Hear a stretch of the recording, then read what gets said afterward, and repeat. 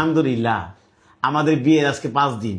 5 দিনে আমি আমার বইতে কি পাইলাম বা আমার বউরে আমি কত সন্তুষ্ট করতে পারলাম, আমি আমার বউরে জিজ্ঞাসা করবো। আশা, হ্যাঁ, আমি তোমার আজকে 5 দিন ধরে বিয়ে করছি, তাহলে আমাদের দাম্পত্য জীবন বা মানে আমাদের দিনগুলি কেমন কাটাচ্ছে তুমি যদি বিষয় একটু ক্লিয়ার করতা। আরে তুই তো জিতে নিছস, তোর আবার কি আবার ইয়া আছে? আচ্ছা এটা কথা কস, আমি কি আবার জিতস তাই তুই পাইয়া? আমি তোমার জিতছি, দেখেন ও আমার বউ, আমি ওরে বিয়ে করে গাইস আমি পৃথিবীটা জিতছি, দুনিয়াটা জিতছি।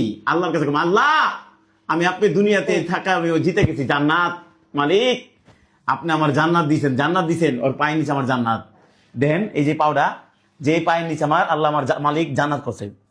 আচ্ছা, ওই তো পাও দালা শোন আমি তোর বলি, কত বইয়ের পায়ের নিচে কি বইয়ের পান নিচে জানি না, এটা এটা কি আমি বলবো? বইয়ের পায়ের নিচে কি জানেন? থাকতে পারে? জান্নাত।